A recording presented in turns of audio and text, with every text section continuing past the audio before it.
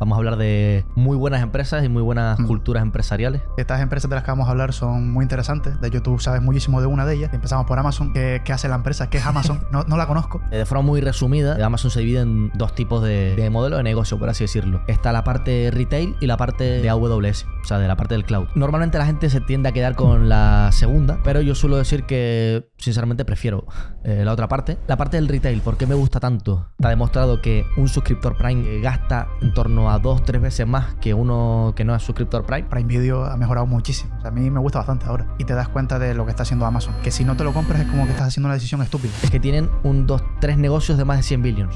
Ya probablemente dentro de 5 años tiene pinta de que va a ser otro negocio de 100 billions. Entonces, pues claro, el efecto Amazon y ese flywheel infinito. Entonces tienen un margen de negociación por explotar. O sea, generan 44 billions de la suscripción Prime y podrían subir precios perfectamente sin inmutarse, ¿sabes? Barreras de entrada de Amazon. La primera, obviamente, es la atención al cliente de Amazon probablemente sea de las mejores del planeta. Ellos primero te devuelven el dinero y después preguntan. Parece, o sea, es una cosa impresionante. No he visto nada semejante en una empresa de 2 trillions. Entonces, bueno, pasamos a la parte de agregadores. Y un agregador básicamente es una empresa, una plataforma que conecta a proveedores y clientes. Existen varios tipos de agregadores y eso va a depender de principalmente 3 costes. Meta y Google son superagregadores porque ellos no tienen que hacer absolutamente nada en el sentido en el que... Y vamos con el tercer bloque y último, que es la parte de Airbnb versus Booking. ¿Por qué Airbnb versus Booking? O sea, ¿qué diferencias hay principales entre las dos empresas? Y las principales diferencias es muy sencilla. Yo quería hablar, porque esto es lo más interesante de la tesis, sobre la regulación y cómo, en el caso de Airbnb, que es el que ha metido este tipo de cosas, con el tema de las experiencias, porque esto es algo que hemos pensado nosotros, no sé si alguien más lo ha reflexionado así, pero las experiencias pueden servir a modo de protegerse de la regulación. ¿Y por qué es interesante esto contra la regulación? Tiene mucho sentido porque, ¿qué pasa si en una ciudad lo prohíben? Bueno, si en una ciudad prohíben Airbnb... Un poco que han hecho las acciones de cada uno. Ves que en los últimos 5 años ha estado plana, literalmente. Y por el otro lado, lo opuesto. O sea, por 3 prácticamente, los últimos 5 años. Muy buenas a todos y bienvenidos a un nuevo episodio de Territorio Inversor, el podcast de WordStocks. Yo soy Sualen y como siempre estoy con Idafe, en este caso en ese formato que tanto gusta de hablar de empresas. Muy buenas a todos y sí, la verdad que sorprendido, pero es un formato que ha gustado muchísimo y hemos tenido muchísimo apoyo. Espero que este también. Recordarles a todos que pongan en comentarios si les gusta. Vamos a hablar de muy buenas empresas y muy buenas culturas empresariales. Estas empresas de las que vamos a hablar son muy interesantes. De hecho, tú sabes muchísimo de una de ellas. Creo que llevas 2-3 años sin parar de hablar de ella. No sé si está ahí. It's always day one. Pues bueno, como hiciste un spoiler ya, vamos a resumir lo que vamos a hablar. Primero, de Amazon. Tú vas a explicar un poco qué es Amazon, cosas importantes a mirar en Amazon, que hay cosas que no son tan obvias. Después vamos a hablar de los agregadores en general, qué es un agregador, qué tipo de agregadores hay. Y después vamos a terminar con no una comparación, pero sí un Booking versus Airbnb, o Airbnb versus Booking, hablando de características de cada una y de qué es interesante en esas empresas. Sí, o sea, yo resaltar simplemente que en Amazon no es que vayamos a hacer una tesis de Amazon, porque esto podríamos hacerlo. De hecho, hay una que grabamos hace un tiempo, que la quité porque creo que es bastante mejorable. Pero básicamente necesitaríamos un podcast entero para hablar sobre Amazon y desglosar un poco la tesis. Lo que sí vamos a hablar es un poco de aquellas cosas más importantes, en plan, como las características poco obvias que la gente no ve en Amazon y que son extremadamente importantes. Luego, previamente hablar sobre Airbnb y Booking, que me parecen 2 empresas muy, muy interesantes porque son 2 empresas que se benefician del auge de este tipo de agregadores, que es el contexto que vas a dar tú previamente para que tenga sentido y se entienda muy bien qué son estas plataformas. Y sobre todo lo que me parece interesante es que mientras los últimos 5 años una de ellas lo ha hecho bastante bien en bolsa, la otra ha estado prácticamente plana. Entonces, bueno, me parece muy interesante el podcast, sobre todo porque son empresas muy poco obvias, no son las típicas empresas que son muy fáciles de intuir, o tipo Copart, por ejemplo, que es muy sencilla, que ya hemos hablado de ella. Entonces se ve la contabilidad muy, muy sencilla, muy fácilmente. Entonces, bueno, empezamos por Amazon. Dinos qué hace la empresa, qué es Amazon. No la conozco, nunca he comprado por ahí. Dinos un poco qué es Amazon. Sí, a ver, obviamente todo el mundo sabe lo que es Amazon y no voy a explicar qué es lo que hace Amazon ni nada por el estilo. Yo, de forma muy resumida, Amazon se divide en 2 tipos de modelo de negocio, por así decirlo. está la parte retail y la parte de AWS, o sea, de la parte del cloud. Normalmente la gente se tiende a quedar con la segunda, con AWS, porque es la que tiene la contabilidad más obvia, es la que tiene la contabilidad de márgenes operativos del 30%, crecimientos elevados, muchísimas ventajas competitivas que veremos ahora a continuación. Pero yo suelo decir que, sinceramente, prefiero la otra parte, aunque parezca poco intuitivo, pero creo que es menos disrupteable, por así decirlo. En plan, es muy complicado la otra parte y hay una serie de dinámicas que la gente no suele entender. Entonces, la parte del retail, ¿por qué me gusta tanto?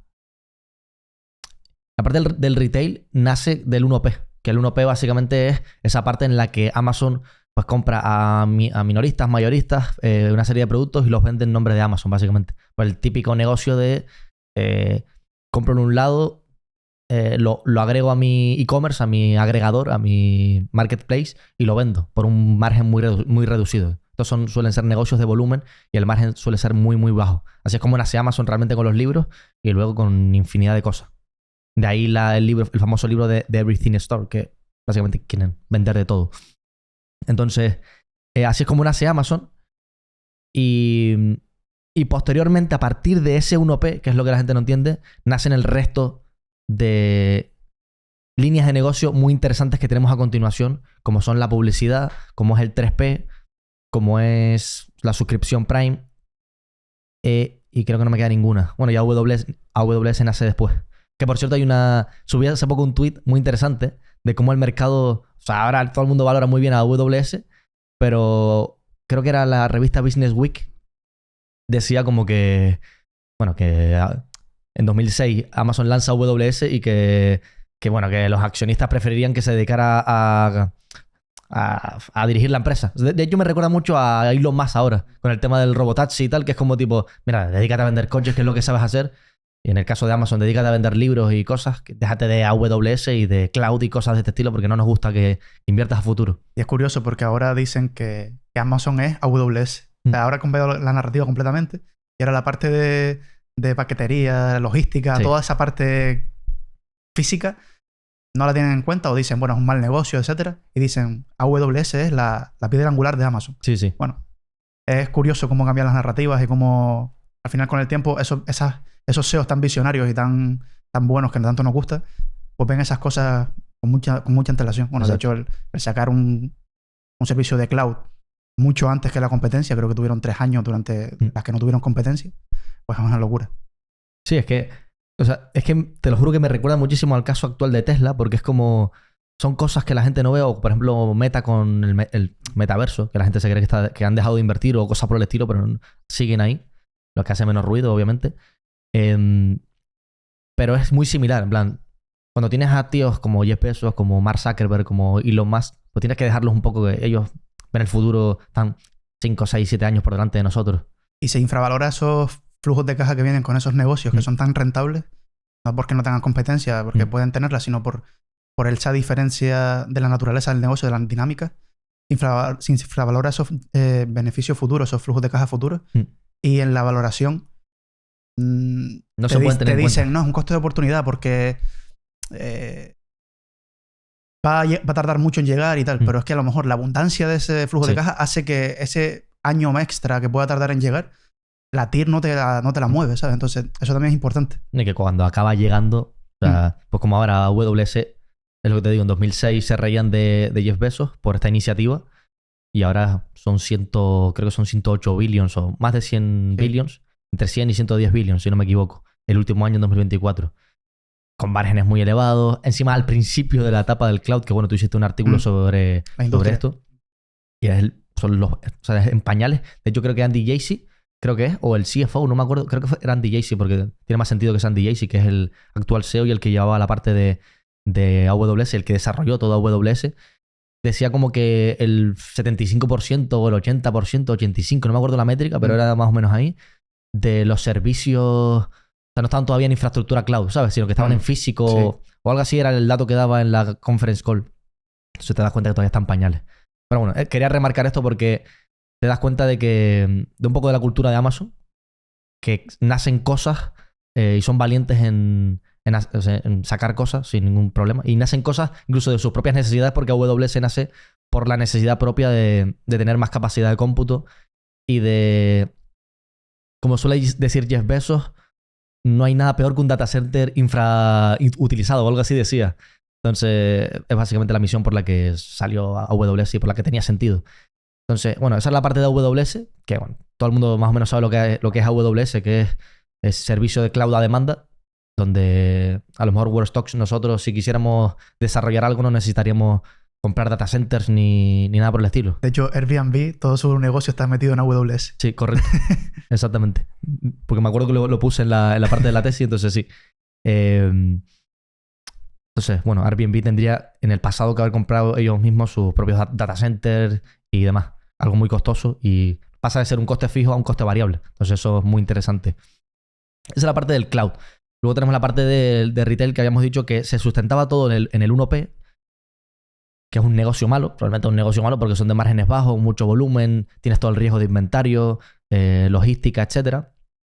Sin embargo, a partir de tú tener, que ahora lo hablaremos en la parte de agregadores, a partir de tú tener la demanda, o sea, de tener mucha gente en tu plaza, en la plaza del pueblo, cuando tienes mucha gente, puedes empezar a dar más negocios. Entonces, ¿qué es lo que hizo? Voy a hacer el símil con la plaza porque tiene mucho sentido.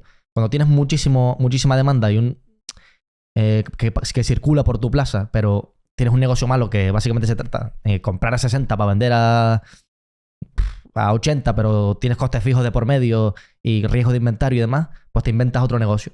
Y de ahí, en principios de los 2000, Jeff Bezos dice, vale, pues podríamos dejar que otras personas vendieran en Amazon.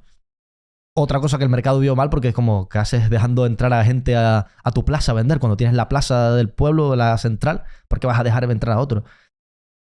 Y mientras, invertir en logística, porque seguían invirtiendo en logística y demás. Pues claro, tiene mucho sentido porque de ahí nace el 3P, que es básicamente que nosotros, imagínate, WordStocks, queremos vender en Amazon, pues podríamos listarnos en Amazon, listar productos y vender productos nuestros en Amazon. Esto porque es interesante, porque Amazon se lleva un fee de nuestra venta, pero aparte tienes más modalidades. Hay dos modalidades de 3P, que es el FBA y el FBM, ¿no? El FBA es el Fulfillment by Amazon y el FBM, Fulfillment by Merchant.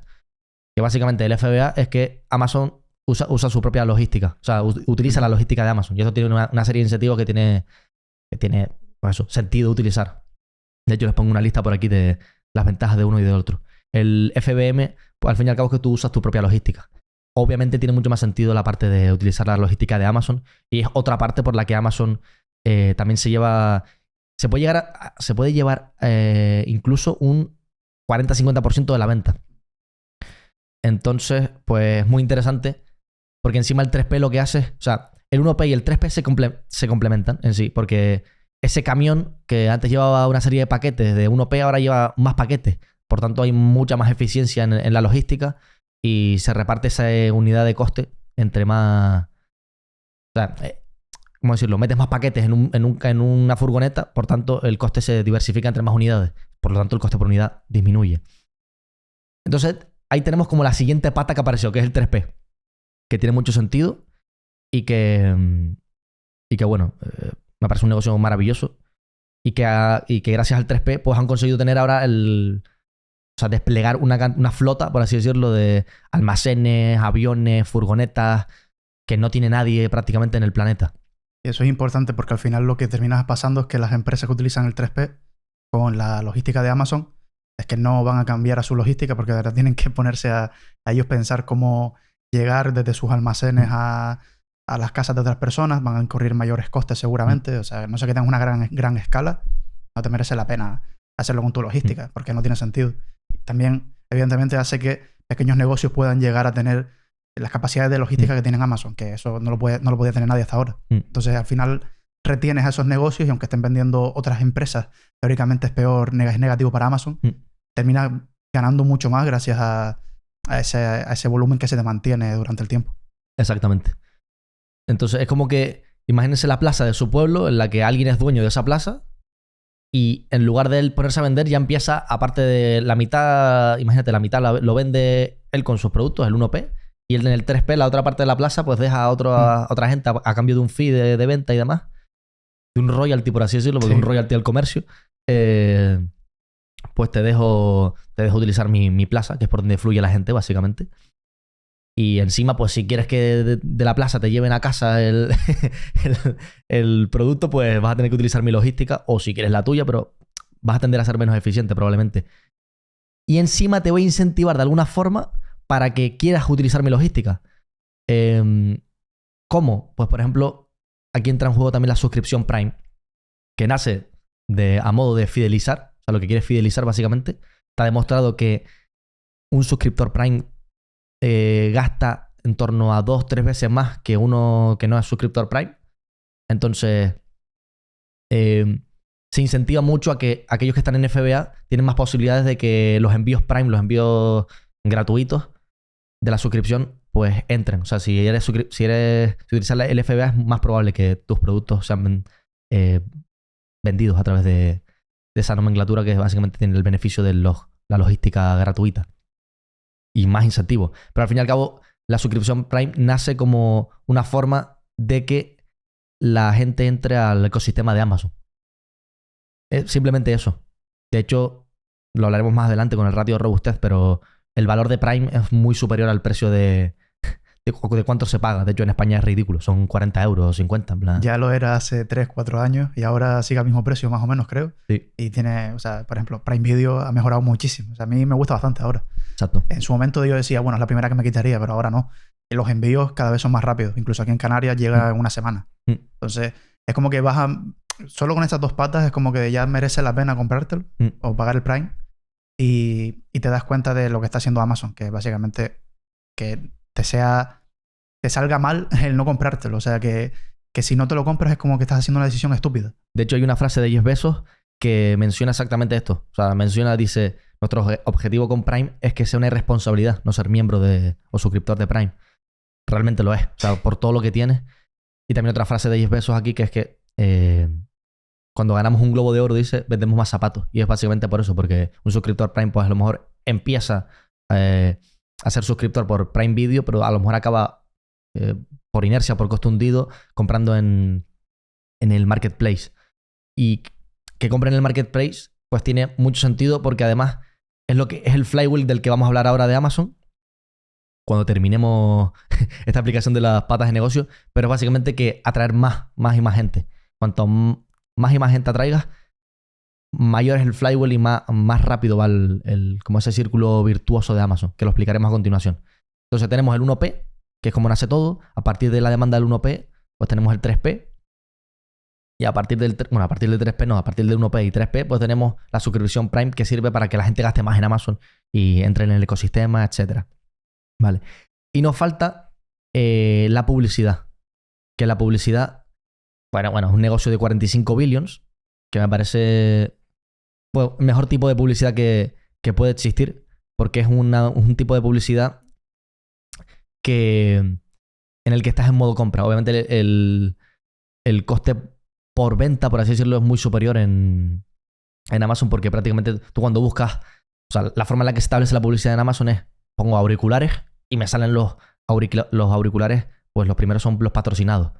Entonces, obviamente cuando tú buscas auriculares es porque tienes una intención de compra masiva, entonces es normal que sea mucho más rentable ese tipo de publicidades. Entonces la publicidad de Amazon nace de ya tener el ecosistema. O sea, otra vez del mal negocio del 1P, de esa demanda que generó y creó otras líneas de negocio, pues tienes la publicidad que nace derivada realmente del 3P. O sea, el 3P nace del 1P, pero la publicidad del 3P. ¿Por qué? Porque, o sea, al fin y al cabo, Amazon en el 1P no va a pagarse a sí mismo para tener publicidad, pero los 3P, la gente que tiene 3P, o sea, la gente que vende en Amazon sí que quiere publicidad para estar como en las bandejas más arriba de Amazon. Entonces, eso tiene mucho sentido y es otra inercia más en el flywheel. Oye, es muy buena publicidad, porque a mí me ha pasado que he buscado algo y ya no solo esa publicidad de que parecerá al principio, sino que incluso cuando buscas algo y pasa a lo mejor 3 días, una semana, como que te mandan una notificación diciéndote, oye, mira, esto bajó de precio o está en oferta o lo que sea. Y te da te genera esa necesidad de, bueno, es que ya lo busqué, es que me hace falta. Me estás enseñando ya algo que sabes que me hace falta. Entonces es la publicidad, como tú dices, la mejor publicidad de todas, porque estás en modo compra, sabes que vas a gastar dinero, saben lo que estás buscando y al final terminas comprando casi siempre. Es que esa es otra, en plan.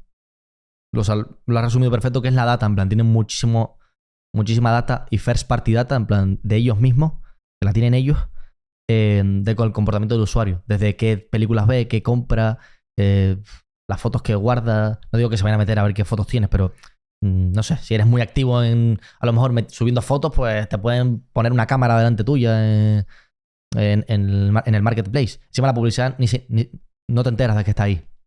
Entonces otra parte muy interesante, que básicamente aquí terminaríamos como con las líneas de negocio más importantes. Después nos quedarían physical stores, que es la compra de Whole Food, que es una especie de Walmart, por así decirlo, de comida pues más natural, más sana, por así decirlo. Luego tenemos la parte de Alexa, Other Bets, que he llamado, y que bueno, que no representan gran parte son 5 billions, creo recordar, de 600 y pico. Entonces no vamos a hablar de ellos, vamos a hablar de los importantes, simplemente para que se entienda un poco qué es Amazon. Y Amazon lo que busca con todo simplemente es más datos que mejoren la experiencia del usuario. Esa mejor experiencia del usuario al fin y al cabo genera más tráfico. Ese tráfico, o sea, que hablamos de que más gente pasa por la plaza del pueblo, pues más gente quiere vender en esa plaza porque hay mucha gente dispuesta a comprar. Y que haya más gente, o sea, que haya más vendedores en la plaza, es que hace que haya más selección de productos, más variedad, más cantidad. Y eso a la vez mejora la experiencia del cliente. Y ahí empezamos con el flywheel, que es ese flywheel de crecimiento. Crecer, crecer, crecer, crecer y crecer. Y todo eso genera unos costes, una estructura de costes más baja, básicamente. ¿Y por qué esto? Muy importante aquí, es donde empieza la diferencia de Amazon con respecto a cualquier otro tipo de empresa. Y es que se da que no solo genera economías de escala, no solo es que esos costes fijos se reparten entre más unidades, por tanto disminuye el coste por unidad y se genera ese apalancamiento operativo, sino que ese margen que va generando lo devuelve al cliente, que es lo que se denominan las economías de escala compartidas, que es lo que acuñó Nick Sleep en su momento. Entonces, lo que hace ellos es bajar precios, por lo menos en el 1P, que es lo que ellos más controlan.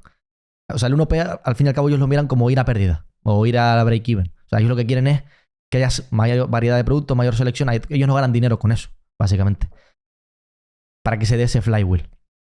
Entonces, ellos lo que hacen es devolver las economías de escala al cliente, en forma de precios más bajos, en forma de envíos más rápidos, un mejor producto, mejores películas en Prime, etc. Entonces, eso hace que mejore la experiencia del cliente y vuelta a haber más tráfico, más vendedores, más variedad de productos, crecimiento, economías de escala compartidas porque bajan precios, etc. Y se crea un flywheel imposible, que ahora pues hablaremos un poquito más en la parte de ventajas competitivas y barreras de entrada, pero es muy complicado romper esto. Entonces, no sé si lo habrán notado, pero pasamos de Amazon al inicio de su vida como un negocio de productos, 1P, de vender productos, a un negocio de servicios, donde metemos 3P, metemos la suscripción Prime, metemos la publicidad, metemos AWS. Se va convirtiendo poco a poco en un agregador. Exactamente. O sea, al fin y al cabo, se va convirtiendo en el caballo de Troya eran los productos y a través del 1P, ese negocio de bajo margen muy malo, empiezas a meter negocios de alto margen y muy recurrentes como son la publicidad, como son el 3P, como son la suscripción Prime. O sea, esos tres negocios que he dicho son extremadamente recurrentes porque el 3P, al fin y al cabo, quien es 3P es porque tiene un negocio. Y quien tiene un negocio pues va a intentar subsistir hasta el final de los tiempos. Y el que tiene un negocio en Amazon pues quiere poner publicidad. Por tanto, esto también es recurrente. Y a su vez, el que tiene la suscripción Prime, que es la parte del consumidor, si tienes mucho valor por muy poco dinero, pues vas a querer mantener esa suscripción. Y luego AWS, que es la otra pata, pues que es algo, ya lo sabemos, algo que no se puede cambiar prácticamente. O sea, es muy complicado cambiar de cloud. Por tanto, tenemos negocios recurrentes de alto margen. Y esa es parte de la tesis de Amazon. Y ahora actualmente el 57% de los ingresos provienen de los servicios. Y bueno, continuará porque la publicidad crece a ritmos que no tienen ni sentido. Ya van por 56 billion. 45 billion la parte de suscripción. 156 3P. AWS 108 billions. Entonces, bueno. Que es una locura. Estamos hablando de billions. Billions. O sea, es que parece que... Es que tienen 3 negocios de más de 100 billions. La publicidad probablemente dentro de 5 años tiene pinta de que va a ser otro negocio de 100 billions. Entonces, pues claro, el efecto Amazon y ese flywheel infinito. Y este es solo un flywheel, hay 1000 flywheels. O sea, tú puedes meterte en cualquier parte de Amazon que siempre se retroalimenta con alguna parte. O sea, es un ecosistema realmente Amazon. No son productos separados que no tienen que ver entre sí, sino... O sea, es un conjunto de cosas. Y bueno, antes de pasar con las ventajas competitivas y barreras de entrada, que vamos a pasar por encima porque creo que son bastante intuitivas, no hay que meterse en cada una de ellas. Hablar del famoso ratio de robustez, que también lo acuñó Nick Sleep, que es básicamente como ese margen de negociación sin explotar. En el caso de la suscripción Prime, o sea, Nick Sleep decía que el ratio de robustez de Costco creo que era de 3-1, 4-1 o 5-1, no me acuerdo. Sí. En el caso de Amazon, como un 8-1, porque la suscripción Prime está valorada, esto es un estudio de JP Morgan, como en 1000 y pico de euros, cuando en Estados Unidos sale 150. 8,5 veces creo que es más o menos. Entonces tienen un margen de negociación por explotar, o sea, generan 44 billion de la suscripción Prime y podrían subir precios perfectamente sin inmutarse, ¿sabes? Porque, bueno, tiene un valor excesivamente superior. O sea, tú te pones a pensar en Netflix solo y Netflix no incluye el resto de cosas que sí tiene Amazon, claro, ¿sabes? Claro. Entonces, tienes ahí un margen de negociación sin explotar muy interesante. Entonces, bueno, espero que haya quedado bastante claro en estos 20-25 minutitos qué es Amazon y por qué Amazon no es tan obvio como un negocio simplemente de e-commerce, sino que hay muchas cosas detrás que hay que entender. Es que parece un negocio de eso, que es una tienda en internet y tiene la logística solo y ya está, pero después te metes en Amazon y empiezas a ver eso, el flywheel, empiezas a ver el ratio de robustez, empiezas a ver cómo la logística tiene mucho sentido para mantener a esas empresas, después que, bueno, sí, es la mejor plataforma para comprar, evidentemente. Ves cómo todo el negocio de Amazon se retroalimenta entre sí, es un ecosistema completo, como dices tú, porque incluso es eso. Ves Prime Video y te dice que si ganas un Globo de Oro vendes más zapatos. Pues, ya estás viendo ya que esa conexión, ese ecosistema entre líneas de negocio de Amazon no es tan obvia. Entonces es importante que mucha gente cuando piensa en empresas grandes, Microsoft, Amazon, Meta, Google, piensa en, vale, son grandes y son sencillas, o no sencillas de que el modelo de negocio sea sencillo, sino que no hay mucho que descubrir, que ya está todo dicho, que puedes ver cualquier tesis o leerte un 10K y lo entiendes. Sí. Y no es así. O sea, de hecho, esas empresas suelen tener muchas cosas secundarias, muchos pensamientos de segundo orden, de tercero o cuarto grado, que te llevan a pensar en ese tipo de cosas poco obvias y a ver por qué han llegado hasta el punto donde han llegado, porque son las 10 empresas más grandes del mundo. Pues por cosas como esas, por cosas como que te ves una película y vendes más zapatos. Eso a nadie se le ocurre, pero es una cosa importante. Es que entonces, en un 10K lo hemos discutido varias veces con personas. En un 10K es imposible enterarte bien de lo que hace Amazon. Tienes que indagar muchísimo. O sea, yo me he leído 3 libros solo de Amazon para entender todo esto que estaba ocurriendo. Me he leído las cartas anuales. Recomiendo la carta anual del 97, que es de lo mejor que he leído yo nunca. Entonces, eso es un negocio poco obvio que te echa para atrás porque ves roces. Sí, no digo que bajo, pero sí en torno a un poquito superiores al mercado, pero no son nada del otro mundo. Sí, pero un screener te lo carga. Sí, en plan Amazon no aparecen los screeners porque tiene márgenes bajos también. Encima siempre están pensando en el cliente y tiene una cultura increíble. Y, por ejemplo, en la pandemia perdieron dinero. O sea, cuando pasó la pandemia, el resacón de la pandemia, perdieron dinero básicamente porque tuvieron que duplicar su red logística en apenas 1 o 2 años. Y todo eso generó un exceso de oferta que no cubría la demanda.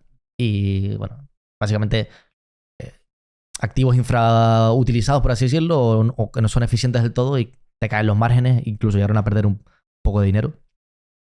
Pero era lo correcto a largo plazo para no que la experiencia del cliente no se viera afectada. Entonces, bueno, ya ves que no es una empresa muy intuitiva que digamos, entonces es bastante compleja. Yo aquí lo he desgranado muy sintetizado. Muy sintetizado. O sea, la segunda parte de nuestra tesis en Amazon son 30 minutos de lectura. Y no solo explico esto. O sea, son muchas más cosas que no he explicado. Más todo el tema de la cultura, que es la primera parte, que es otros 20 minutos. Entender todo esto, el flywheel, etc. Entonces, bueno, es una tesis de las que nos gustan porque incluso a la hora de valorarla es muy compleja. O sea, son muchas líneas de negocio, márgenes, o sea, qué metes qué gastos metes en dónde, cuánto es el free cash flow real, porque realmente están reinvirtiendo todo. Tienes que normalizar cosas. Es muy compleja. Pero bueno, eso obviamente lo tendrán aquellos suscritos a WIR, a World Stock Investment Research. Entonces no podemos desvelarlo todo. Eso sí, si quieren descubrir más sobre Amazon y la tesis de Amazon, pues tienen ahí, bueno, se pueden hacer suscriptores. Que también tenemos el objetivo de Jeff Bezos, de que sea una irresponsabilidad no ser suscriptor a WIR. Las economías de escala compartida, que siempre nos gusta mucho seguir mejorando el producto por el mismo precio. Sí. WIR ya está aquí. Si te falta tiempo para analizar empresas, no sabes dónde encontrar información y encima te falta convicción para invertir, esto es para ti. ¿Qué es WIR? Pues básicamente WIR es un servicio de análisis de empresas e industrias. ¿Qué hacemos? Pues básicamente lo que hace JP Morgan o Goldman Sachs, pero para el inversor retail. Y sin tener que pagar miles de euros. Es decir, investigamos, analizamos y filtramos las mejores empresas de calidad del planeta y luego tú ya decides qué hacer con esa información. Y por si fuera poco, WIR también incluye una comunidad privada donde hablar sobre inversión con más personas como tú y además webinars exclusivos solo para la comunidad con profesionales del mundo de la inversión. Es decir, si te traemos la tesis de Evolution Gaming, te traeremos a un experto en Evolution Gaming para grabar un webinar y que tú puedas preguntarle lo que tú quieras. Si te interesa y crees que WIR es para ti, y probablemente lo sea si estás escuchando este podcast, tienes toda la información necesaria en la descripción. Y dicho esto, seguimos con el podcast.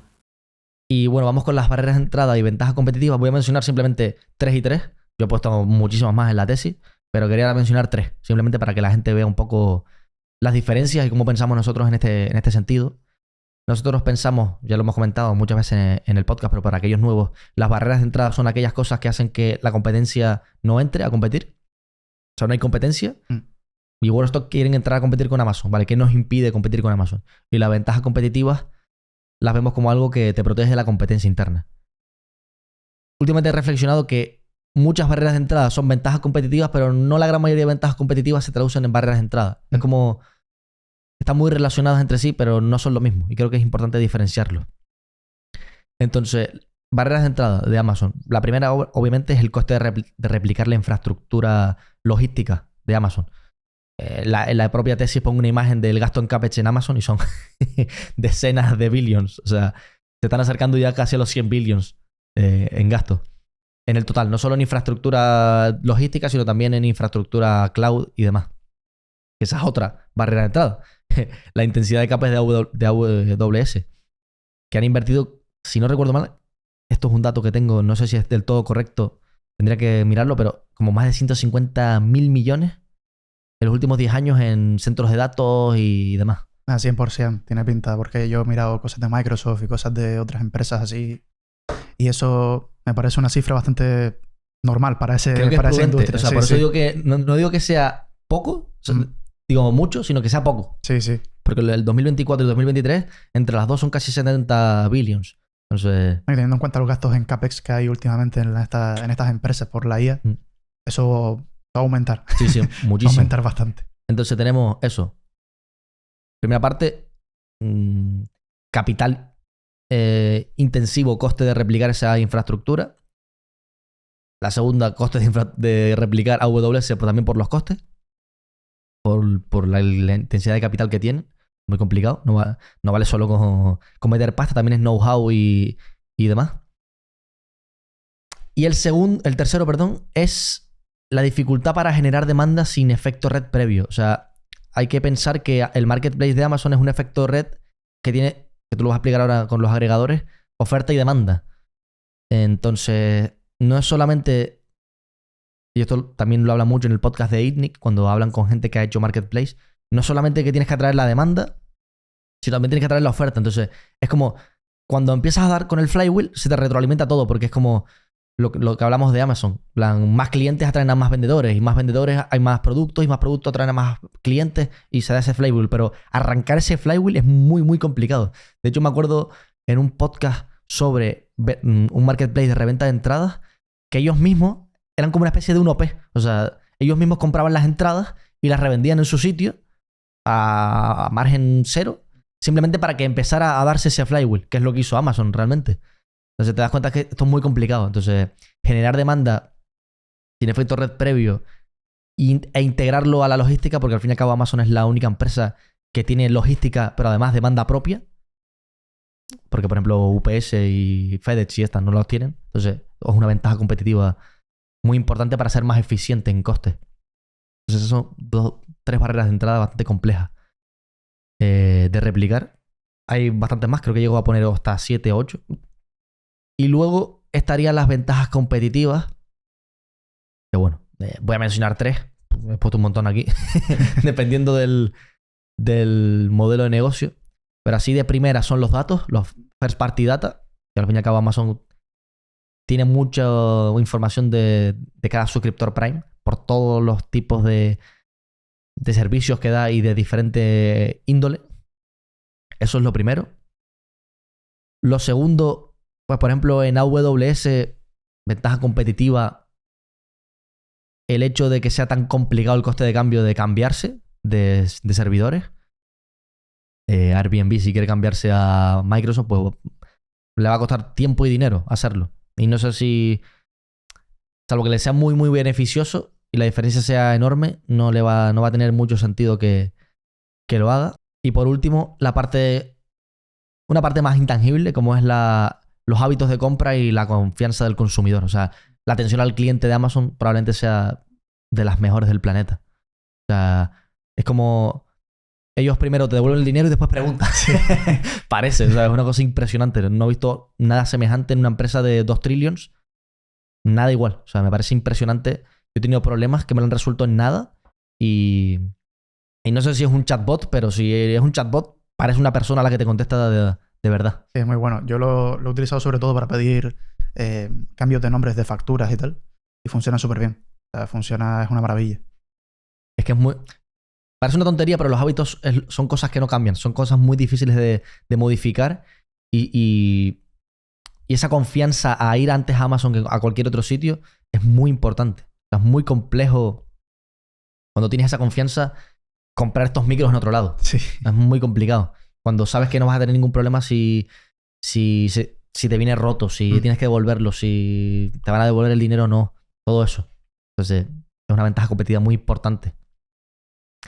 Entonces, bueno, esto es Amazon. Y ahora pasamos a la parte de incentivos, algo muy curioso que me pareció muy interesante, que solo quiero comentar de la parte de incentivos, es que Amazon no tiene, o sea, da un salario, obviamente, pero no otorga bonus anuales, por así decirlo, o retribución en base a KPIs a corto plazo o a métricas específicas de ROIC, ROCE, crecimiento de ingresos, no. O sea, la forma en la que premia en base a compensación de acciones, a stock-based compensation,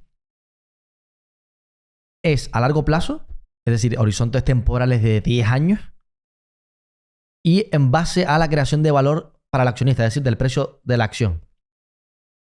Y son vesting a muy largo plazo, a 10 años. Andy Jassy tiene como 300 millones bloqueados ahí hasta 2031. Entonces, te das cuenta de que, bueno, esto forma parte de la cultura. Es algo que no se suele hacer mucho y tiene sentido porque si tú quieres quieres tener incentivado a la gente a pensar a largo plazo y a inventar, a probar cosas y errar, que es lo que quiere Amazon al fin y al cabo, para que salga una AWS, un Kindle, una Alexa, un Amazon Ads, un 3P, una AWS, pues al fin y al cabo necesitas que la gente esté incentivada a ello. Si tú, por ejemplo, incentivas el ROIC, el ROCE que a largo plazo, que tú dices, contra, es una métrica increíble. Sí, pero quizás no inviertes tanto para esa métrica intentar un poco adornarla, por así decirlo. Sí, no hubiesen salido tantas patas de negocio, cosas de negocio poco obvias. Exacto. Que hubiesen hecho que sí, el ROIC subía, te vas a aparecer en el screen a partir de ahora, pero es peor negocio. Exactamente.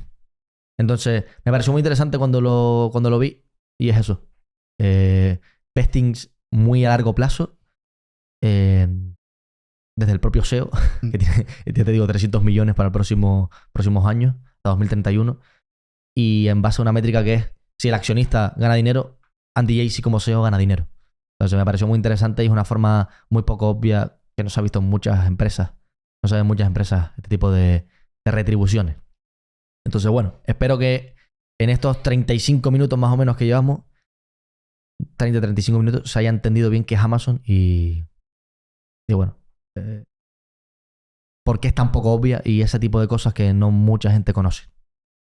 Entonces, bueno, pasamos a la parte de agregadores. Sí, que ya has estado hablando un poco de una parte que es de agregador en Amazon. Correcto. No todo el negocio de Amazon es agregador, pero sí que una gran parte.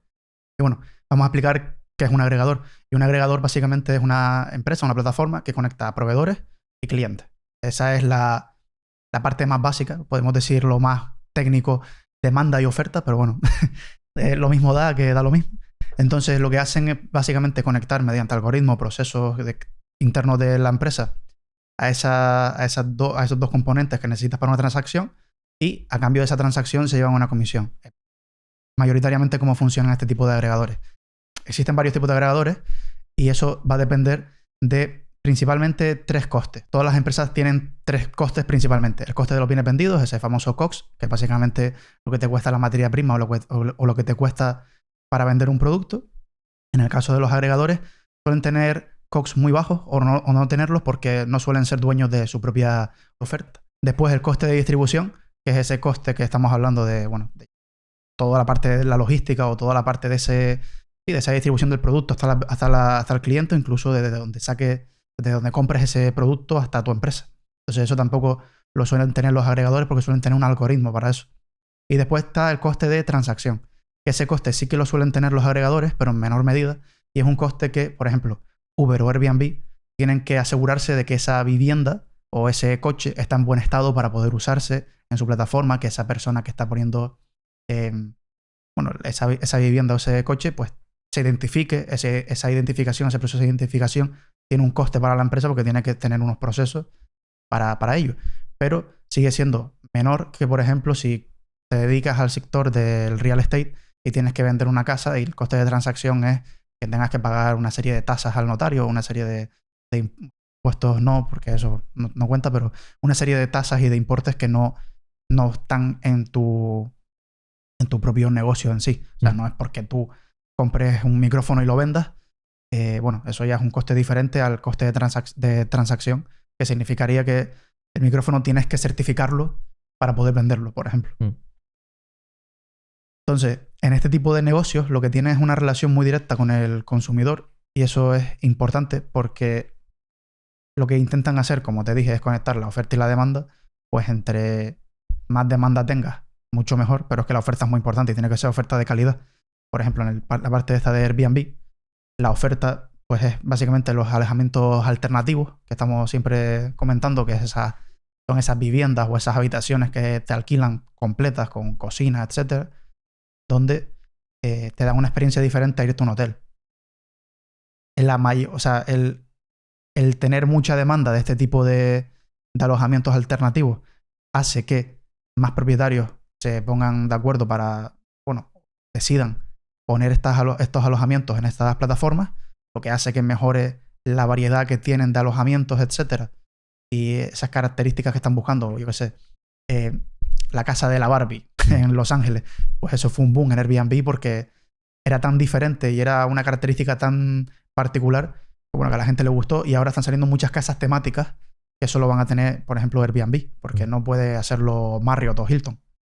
Pues eso hace que la gente vea que hay mucha variedad dentro de la plataforma y diga, voy a buscar una vivienda, un hotel cápsula. Un hotel cápsula, por ejemplo. Pues eso lo vas a encontrar en Airbnb y como ves que hay muchísimas características diferentes de alojamientos en Airbnb y tal, sigues atrayendo a esas personas, lo que hace que, como atraes mucha demanda, pues atraigas esa oferta a esas personas que tienen una casa del árbol que quieren alquilar, la pongan, y eso hace un círculo virtuoso, que es básicamente el círculo virtuoso de Airbnb, pero que se podría replicar con prácticamente cualquier agregador. Hay 4 tipos diferentes de agregadores. El tipo 1 es el agregador que sí que tiene costes de comprar el producto, esa oferta, que es por ejemplo Netflix o Spotify. Es verdad que Netflix ahora mismo está produciendo ellos muchas series, pero la mayor parte de su negocio ha sido siempre de adquirir los derechos de series o de películas que ya estaban distribuidas. Entonces, ese es un tipo de agregadores en el que tú compras algo o tienes los derechos de algo y se los conectas a la gente, gracias a, evidentemente, que tienes una plataforma, como decimos, que tienes muchos datos y sabes los gustos de las personas, le puedes poner la serie o las películas más interesantes para ellos. Pero bueno, ese es el tipo 1, que es el que más costes tiene, por así decir. Después tenemos el tipo 2. De hecho, se ve, por ejemplo, en los márgenes de Spotify, que es como el más costoso, por así decirlo. Y en el caso de Netflix, sí a lo mejor puede reducir esa parte de costes y demás, porque ellos empiezan a producir bueno, ya prácticamente todo es contenido propio suyo, pero en el caso de Spotify ellos no pueden ponerse a hacer música. Claro, Spotify tiene un margen cerrado, o sea, fijo, que ya no va a poder quitarse, que creo que era el 70% de los derechos musicales se va a Universal Music Group, ¿no? O sea, sí, a la discográfica que sea, sí. Mm. Entonces, claro, eso es un coste que siempre van a tener, aunque sea un agregador, y suele ser un tipo de negocio que es eso. Te llevas una comisión de por medio, pues en este caso es una suscripción, que es básicamente la comisión por tener ese contenido. Después tenemos el segundo tipo de agregadores, que estos no tienen costes de adquisición de oferta, o sea, de oferta, perdón. Ellos no tienen la oferta, pero sí que tienen unos costes de transacción, que son estos Uber o Airbnb, que tienen que asegurarse de que el producto que están ofreciéndose en su plataforma sea con las características que dice, que esté seguro, que sea de una persona, de la persona que dice que es, etc. Entonces eso es el segundo tipo de agregadores. Bastante más interesante porque suelen tener unos márgenes brutos mucho más altos. Ya lo veremos ahora con Airbnb y Booking, que tienen unos márgenes brutos increíbles. Y después tenemos el tercer tipo de agregador, que es básicamente el de redes sociales.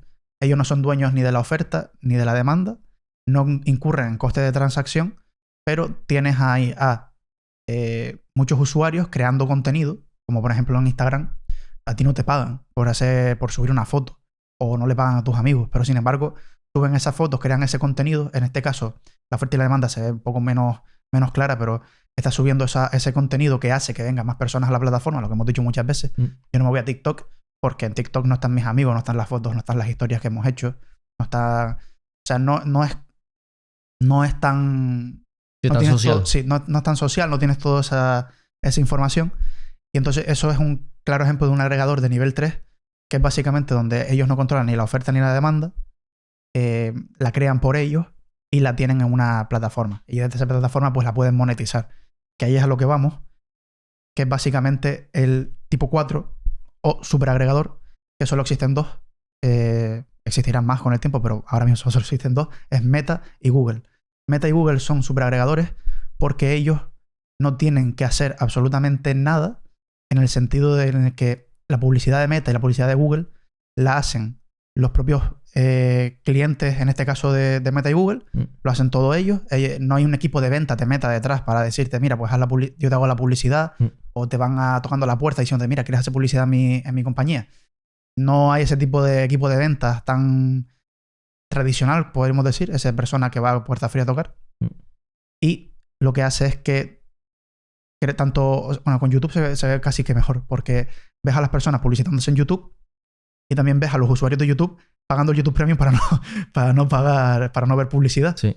Y además es una publicidad que tienen una plataforma y la hacen completamente sola. O sea, no tienen unos costes adicionales por cada usuario que se mete, que eso es otra cosa de los agregadores que no había explicado, y es que los costes marginales tienden a cero, porque darle el servicio a una persona que a 1000 pues es el mismo coste, el mismo data center.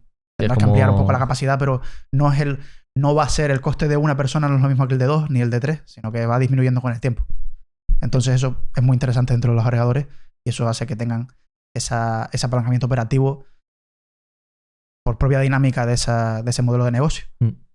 Y como decía, el superagregador lo que hace es eso, o sea, atraen a anunciantes, a proveedores y usuarios sin coste. Ellos crean el contenido, ellos crean todo, le pagan a la plataforma, se llevan una transacción de por medio, no tienen equipo de venta, no necesitan hacer nada. O sea, es como... Literalmente es tener una plaza, la construyes y ya que pase a la gente y que vayan comprando y vendiendo. Es como... O sea... Con YouTube se ve claramente. O sea, es que una vez ya empieza a arrancar el flywheel, que es lo complicado, como en el caso de Amazon, una vez ya... O sea... Una vez ya está... en funcionamiento, va solo. O sea, en el caso de Amazon no es igual que YouTube, en el sentido de que Amazon sí que da un servicio que es el de logística, claro, por ejemplo. O sea, Amazon, sí, tú pones en la plataforma de Amazon tu producto y lo que sea, pero si utilizas la logística de Amazon, pues Amazon sí tiene que hacer trabajo. En el caso de YouTube es como No es que no hacen nada. No hacen nada. O sea, están los que ven y los que suben contenido. Ellos están entre medio, que son los que agregan. Ellos se los que encargan ven de, y los ellos que- se encargan de mejorar la plataforma y hacerla más atractiva. Ya está. de hacer que la gente se retenga lo máximo posible para Mejorar fomentar eso. el algoritmo, Que básicamente. fomentar eso. O sea, al fin y al cabo la gente cuando te dice, no, es que nos intentan tener ahí a perpetuidad viendo cosas. Digo, claro, es que lo que quieren es eso. En plan, que tu retención del tío que ve atraiga más tíos de estos. Y al atraer más tíos de estos, atraes a más tíos de estos. Sí, Entonces, sí. Se complementan y bueno, el círculo virtuoso. Estos son los superagregadores, los que no tienen que hacer nada y ya les vienen las cosas solas. Incluso las empresas que les pagan a ellos por utilizar su servicio, hacen ellos el propio servicio. Como si tú vas a una agencia de marketing ahora y te dicen, vale, págame y, bueno, diseña tú toda la campaña. Y te quedas pensando, vale, pero...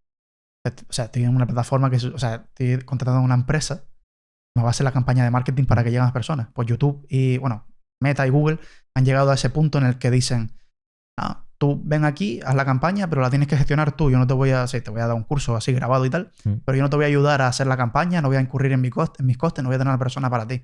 Hazlo tú y yo te doy los conocimientos necesarios que tienes que tener de la plataforma, pero no te voy a dar más nada. Vamos a hacer un trato. Tú le das like a este episodio, te suscribes y además nos comentas. Y nosotros nos comprometemos 100% a ir a cualquier rincón de España, sea el que sea, a entrevistar a los mejores gestores y analistas de España. Sí, cogemos todo el equipo y nos vamos a donde haga falta. Y cuando digo donde haga falta es donde haga falta. Sinceramente, me parece un trato justo. Y bueno, habiéndote dicho esto, te dejo con el episodio.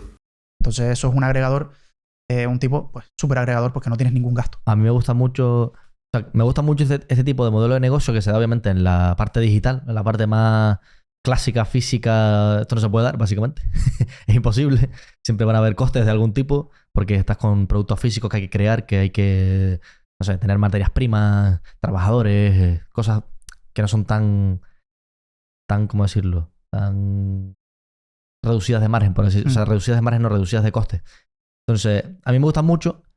Y creo que un error que ha tendido mucha gente es a pensar que se puede replicar tan fácilmente un Instagram, un Facebook, un YouTube, simplemente porque es como el coste de crear uno es bajo, porque al fin y al cabo necesitas 4 ingenieros, Una nube. un poquito de capital, sí, exacto, para la nube y tal, y ya está, y una buena idea más o menos y empezar a iterar. Pero no es tan fácil, o sea, no es tan sencillo como en su día, porque se suelen decir que estos son la MySpace 2.0 o el no sé qué, o el... ¿Cómo se llama el de vídeo? No me acuerdo cómo se llamaba. Uno de vídeo que también era famoso que acabó muriendo, no me acuerdo cómo se llamaba. Bueno, Vimeo era. Sí, puede ser. No sé, han habido bastantes. Sí, entonces... no me acuerdo, pero bueno, el tema es ese, que no es tan sencillo. Porque ya cuando llegas a una escala tan grande, creo que hay un punto, lo llamaremos como el valle de... el límite de la frontera de... Sí, el horizonte de suceso. Sí, como en un... Exacto. Como un agujero negro. Como un agujero negro. En plan, es como... Cuando pasas eso, hay un punto de escala que es muy complicado de cambiar. O sea, porque ya hay incluso hábitos integrados. O sea, normalmente en este tipo, en los agregadores, ya es como que me gustan tanto porque hay hábitos metidos ya en el proceso de la propuesta de valor y es muy complejo desligarte de eso. A unos más que otros, pero... Después hay otra cosa de los agregadores que es muy interesante y es que es por propia naturaleza del negocio, como una protección natural a las leyes antimonopolio. Sí, Meta tiene muchos juicios siempre por monopolio, pero nunca termina pasando nada, simplemente una multa y ya está. Y es porque tienen una característica que primero, no son los dueños de la oferta o la demanda, o sea, ellos simplemente crean una plataforma en la que los proveedores y los clientes se ponen de acuerdo en meterse en esa plataforma porque es el mejor servicio que existe. Si hay varias, pues bueno, hay varias, como por ejemplo Airbnb, Booking, pues hay varias plataformas, pero no son ellos los que están monopolizando el mercado, sino que es el cliente el que decide naturalmente el entrar a esas plataformas porque son las mejores, las que mejor retorno les ofrecen para la publicidad, las que mejor retorno le ofrecen para alquilar una vivienda o lo que sea. O sea, son los propios clientes los que deciden entrar y los proveedores, claro. Y que tiene sentido que sea así porque, o sea, que imagínate, que vamos a estar en 4 o en 10 redes sociales diferentes y que, no sé, que... O sea, los costes aumentarían realmente. Aumentaría el coste para el anunciante, lo que se repercutiría en subidas de precio para el consumidor. O sea, realmente no tiene ningún tipo de sentido todas estas cosas antimonopolio en este tipo de modelos de negocio. Porque es que es el cliente el que ha elegido eso, y que el cliente elija un agregador, y normalmente tiene que ser uno el ganador. Es como la industria del delivery, que lo estaba escuchando ayer a Oscar Pierre, que es el fundador de Globo. Dice que en la industria del delivery gana 1 o 2, ¿sabes? Por mercado. El resto tiene que cerrar. Pues esto es un poco igual, en plan, gana 1 o 2 porque es lo que tiene sentido, que 1 o 2 agreguen la oferta y la demanda. Claro. Porque encima es lo que tiene sentido por economics. Sí, es que además el valor de un agregador está en cuánto atomizada está una de las partes, la oferta y la demanda, y si están las dos atomizadas, pues sí, gana mucho más valor todavía el agregador. Atomizada significa que hay muchas personas que quieren alojarse en un alojamiento alternativo y hay muchos alojamientos alternativos. Tú no puedes ir a Google y poner alojamiento alternativo, vivienda de alquiler vacacional en Las Palmas de Gran Canaria, y te van a salir 300 viviendas. ¿Cuál eliges? Vas a ir entrando en enlace por enlace porque hay una persona... Imaginemos que no existe Airbnb, Booking, no existe nada de esto. El propietario de la vivienda tiene que hacer una página web, ponerle la web, ir tú pinchando en una, en otra. No puedes poner filtros, no puedes hacer nada porque está muy atomizado todo. Igual esa persona, ¿cómo encuentra a esos clientes? Tienes que encontrarlo por la web solo. O sea, no tiene sentido que... O sea, el valor de los agregadores es eso. Entre más atomizada está la oferta y la demanda, mucho mejor, porque la conecta y hace mucho mejor trabajo. Y después, más cosas antimonopolio. ¿Cuántos negocios han surgido, han crecido y sobreviven y subsisten gracias a Meta o a Google? Gracias a esa capacidad que tienen de vender, gracias a su publicidad, a que es la que mayores ROIC han dado históricamente, tanto la de Google como la de Meta. O sea, ¿cuántas empresas gracias a estas plataformas subsisten y se han creado? Pues eso es otra... Pequeñas y medianas. No pequeñas grandes. y medianas, claro. Las grandes da igual porque las grandes se pueden publicitar en cualquier sitio. Lo que han hecho es democratizar la publicidad, porque antes las grandes eran las únicas que podían hacer publicidad en televisión. Mira, el propio Yados se ha hecho millonario gracias a las redes sociales y a Meta y Google, porque al final sí hay tanto a YouTube, evidentemente, y a Meta porque los propios usuarios han subido vídeos de él, le hacía gracia lo que decía del fucking croissant. Y ese tipo de cosas, pues el Yados se ha hecho millonario gracias a esto. Entonces, bueno, quizás no es el mejor ejemplo de una persona, porque a lo mejor la gente dice, no, pero ese tío es no sé qué. Bueno, cualquier empresa. Da igual, no importa. Hemos dicho uno porque casi todo el mundo sabe quién es Yados. Claro, exacto. Pero esa persona no se podía hacer millonario que por otros métodos. Entonces, imaginemos un negocio que sí le guste. Un negocio pequeño que sí le guste. Pues ese negocio ha conseguido crecer gracias a eso. North Planner, que es la agenda que tengo yo, que, bueno, sale bastante cara. Bueno, cara no. Para hacer una agenda, sí. Para hacer una agenda es de un precio elevado. Caro o barato depende de la percepción que tú tengas de si te es útil o no. A lo mejor la agenda de 50 euros me hace ganar, por estar más organizado y tal, me hace ganar 10.000 euros. Sí. Simplemente es muy barata entonces. Entonces es demasiado barata. Entonces, bueno, para mí la agenda está bastante bien, en plan tiene sentido y me gusta mucho. Y estos tíos han conseguido escalar mucho gracias a Meta Ads, básicamente. Sobre todo Meta Ads. Y todas estas partes, o sea, incluso, yo qué sé, mira, vamos a ponernos a una persona que tiene una idea contraria a la nuestra. Es Roberto Vaquero, famoso comunista, comunista de los antiguos, no de los nuevos, en YouTube. Esa persona puede hacer vídeos en YouTube y se enriquece de YouTube gracias a que han creado esta plataforma donde conectan a esa demanda con esa oferta que es Roberto Vaquero. Entonces, aunque él no lo quiera ver, está utilizando las dinámicas del capitalismo. Sí, porque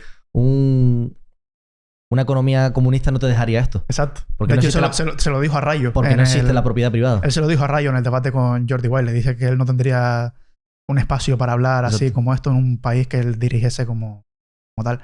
Entonces, bueno, es otra protección contra leyes antimonopolio de decir, oye, mira, yo he creado tantos negocios y tantas personas se han enriquecido gracias a que yo tengo la mejor plataforma de todas. Y por último, aunque se diese este caso de dividir Meta o dividir YouTube o dividir lo que sea, el efecto que tendría es que saldría otro competidor que absorbería todas esa demanda y oferta y terminaría creando otro YouTube, otra Meta. O sea, otro Google, otra Meta. Porque en este caso estas empresas no se pueden dividir porque entonces tienes peor servicio y al tener peor servicio, pues lo que decíamos antes, te vas a buscar otra empresa que sí que las agregue por completo. No tiene sentido. Es muy intuitivo. En plan, Amazon, por ejemplo, si desagregas Amazon, lo que ocurriría es que el cliente es el que más perdería. Simplemente por el hecho de que no se podría aprovechar. O sea, Amazon no tendría tantas economías de escala. Al no tener tantas economías de escala no podría bajar precios, tendría que subirlos para que fuera rentable, porque al fin y al cabo la gente piensa de una forma muy lineal en base a, no, pues estos tíos que tienen el monopolio de lo que sea, vamos a hablar de monopolios naturales, nada de monopolios estatales ni nada por el estilo. Tienen el monopolio de lo que sea y hay que quitárselo. Sí, pero es que ese monopolio que ha elegido el consumidor realmente lo que está haciendo es reducir costes y reducir precios, que es a lo que tiende la tecnología y las empresas que lo hacen bien, obviamente, y que no se aprovechan del consumidor y todo este tipo de cosas. Entonces, en el caso de Meta es muy ilustrativo. En plan, tú imagínate que a Meta la haces más pequeña, que aparezcan 5 o 6 metas o lo que sea, 5 o 6 empresas que se dediquen a esto. Son 5 o 6 empresas a las que tienes que distribuir anuncios donde no está todo el mundo, donde las economías de escala no salen tanto, donde el anuncio sale más caro. Que el anuncio salga más caro significa que tu coste por cliente aumenta, por tanto vas a tener que subir el precio para que den los números en cuanto del coste por cliente y cuánto paga ese cliente. Y al final te vas a volver a ir a la que tenga el coste por cliente más bajo. Sí, entonces vas a volver a tener un agregador entero. Y normalmente el que tiene el coste más bajo va a ser aquella que tenga una mejor propuesta de valor, porque tendrá más datos, mejor experiencia del usuario, la que hace que a lo mejor la publicidad no se note tanto, por eso tiene mejores retornos. No sé, es que son dinámicas que acaban... O sea, es el mercado. Es que es así, o sea, la creación de este tipo de empresas hace que sea inevitable que se creen una o dos empresas como mucho, o 3 quizás, que agreguen toda la oferta y la demanda en varias plataformas y ya está, y se queden ahí. O sea, hablamos de eso. Bueno, TikTok, vale, pues TikTok está muy bien, lo ve mucha gente y también coexiste con Meta. Meta es la mejor y por eso se publicitan más por Meta. También se pueden publicitar por TikTok. ¿Por qué no lo hacen? Pues porque no sale rentable. ¿Significa eso que tienes que dividir a Meta? No, significa que TikTok, por su propia cuenta, tiene que mejorar su plataforma para conseguir que el coste de adquisición de clientes de esas empresas que se publicitan sea inferior. Es así de sencillo, porque si divides Meta, lo que va a pasar es que TikTok va a crearse Meta, o sea, va a ser Meta. O sea, es que destruyes PIB, en plan, es que destruye riqueza, básicamente. O sea, destruyes riqueza simplemente porque hay un efecto cadena. O sea, no hay que pensarlo primero. El efecto cadena es que las empresas empeoran sus métricas, ganan menos, probablemente despidan gente, que despidan gente significa que, pues bueno, que va a pérdida de consumo. La cosa es que es eso. Estas empresas, algún político viéndonos ahora aquí está en un proceso de antimonopolio contra una empresa agregadora. Por favor. Entiendan que las dinámicas de esta industria desde la creación es que van a haber 1 o 2 ganadores. Sí. No van a haber más. Y da igual que la dividas porque vas a aparecer otro. Y vas a pasarte toda tu vida en juicios antimonopolios que no va a servir para nada. Exacto. Entonces, bueno, les dejamos aquí abajo en la descripción el artículo tuyo, que creo que es gratuito. Sí. Es gratuito. Sobre los superagregadores. Sí, sobre los agregadores. Es una pequeña introducción a los agregadores y a una pequeña introducción a Airbnb en la segunda parte del artículo. Entonces, bueno, lo dejamos ahí y vamos con el tercer bloque y último, que es la parte de Airbnb versus Booking. No sé por dónde quieres empezar. Nada, voy a empezar por el final y explicar un poco por qué Airbnb versus Booking, o sea, qué diferencias hay principales entre las dos empresas. Y las principales diferencias es muy sencilla. Airbnb funciona muy bien en Estados Unidos y Booking funciona muy bien en Europa, sobre todo. O sea, tiene mejor propuesta de valor en Europa que en Estados Unidos. Y ahora explico por qué. Airbnb, aunque funciona también muy bien en Europa, porque estamos también muy avanzados en la parte del turismo. Europa está a años luz de cualquier otra zona del mundo. Vivimos del turismo prácticamente en la mayoría de los países europeos. Bueno, la mayoría, parte baja. Entonces, está muy desarrollado el turismo aquí y está muy atomizada esa parte de alojamientos, hoteles, etcétera. Si tú te vas a Estados Unidos, que es donde funciona muy bien Airbnb porque tiene una propuesta de valor de alojamientos alternativos que no son hoteles, aunque puedes reservar hoteles también con Airbnb, pero en Estados Unidos hay prácticamente 3-4 grandes players que agrupan todos los hoteles que tienen en Estados Unidos. Hilton, Marriott, o Marriott, no sé cómo se llaman muy bien, y ese tipo de cadenas hoteleras. Creo que tienen más de la mitad del mercado de hoteles, bueno, bastante más de la mitad del mercado de hoteles, y entonces ahí Booking pierde un poco de fuerza, porque Booking hasta hace unos años, que ahora también se está metiendo en el alojamiento alternativo y lo está haciendo muy bien, por eso también nos gustan mucho las dos empresas. Esto no significa que, o sea, Booking versus Airbnb o Airbnb sí, no es para quedarse Booking, con una. No es para quedarse con una. No puedes quedar con las dos. Sino para explicar un poco las diferencias de ambas y donde tienen fortalezas y debilidades las dos, pero son dos buenas empresas que nos gustan mucho. Y claro, Booking en América pues pierde un poco de potencia porque pierde un poco de esa propuesta de valor, porque si tú tienes la mayor parte de las cadenas hoteleras concentradas en unos pocos jugadores, tú no tienes que ir a buscar a Booking esos habitaciones de hoteles, sino que vas a Marriott, vas a Hilton y los buscas desde sus propias webs, que también tienen programas de fidelización, y te va a salir mucho mejor que buscarlo en Booking. Ahora bien, quieres quedar en una casa de campo en medio de Minnesota, quieres ir a pasear con ponis, pues te vas a buscar algo en Airbnb, o si también ahora algo en Booking, porque han incluido esa parte de alojamientos alternativos, alojamientos que no son hoteles. Entonces, claro, aquí vemos la principal diferencia entre Booking y Airbnb en esta zona geográfica. Está en Estados Unidos, pues la capacidad que tiene Booking para esa propuesta de valor de encontrar esa habitación de hotel pierde mucha potencia.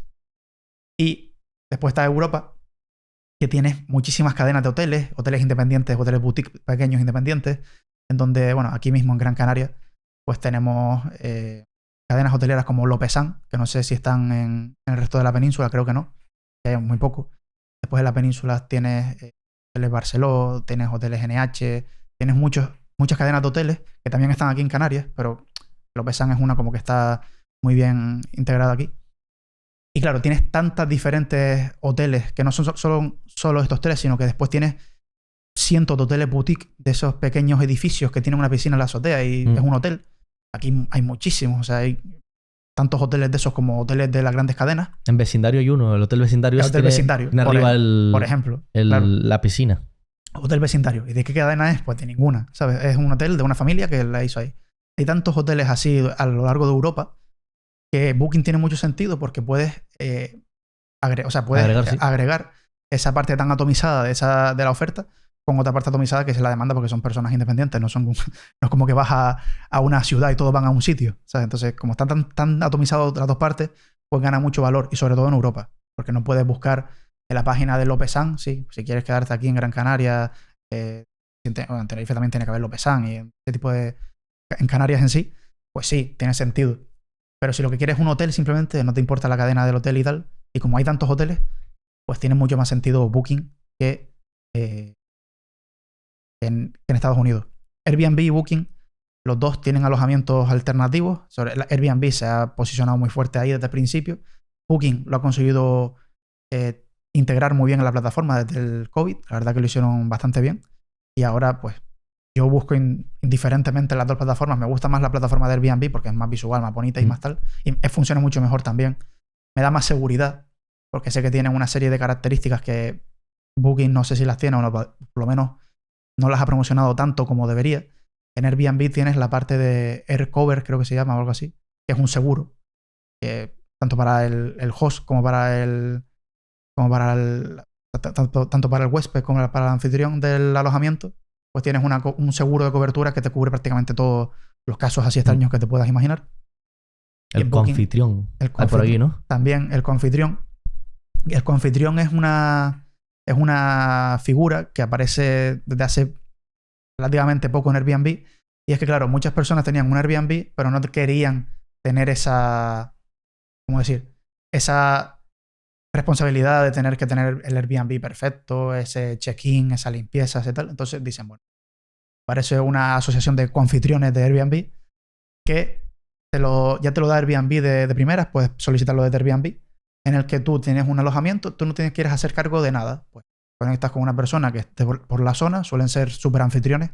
Esta es otra parte importante de Airbnb, que es esos super anfitriones, pues ya tienen ventajas y beneficios para atraer a personas. De hecho, nosotros hoy volamos y nos quedamos en un Airbnb que tiene un super anfitrión. Sí. Yo cogí ese porque tiene un super anfitrión. Correcto. Y sé que va a ser... Bueno, sé que el tío ya ha tenido mucho contacto con personas y que sé que va a ser bueno. Otra razón por la que tiene sentido agregar todo este tipo de cosas es que como la demanda, o sea, la gente que quiere quedarse en un hotel, no, en un apartamento, sí, y el que tiene el apartamento, pues ambos pueden como calificarse, valorarse, y es más sencillo el saber si uno es mejor, otro es peor. Claro. Imagínate si tuvieras lo que tú dijiste, tener que buscar en Google exactamente, pues miramos a ver qué... Es que pues a lo mejor uno tiene más demanda que el otro y y no sabes muy bien cuál seleccionar. Y es que nunca sabes bien si tienes seguridad para alquilarlo. Exacto. Porque claro, sí, aquí hay muchas reseñas o lo que sea, pero en la página web se pueden poner las reseñas que tú quieras. Sí, exacto. O sea, tú puedes hacer lo que quieras.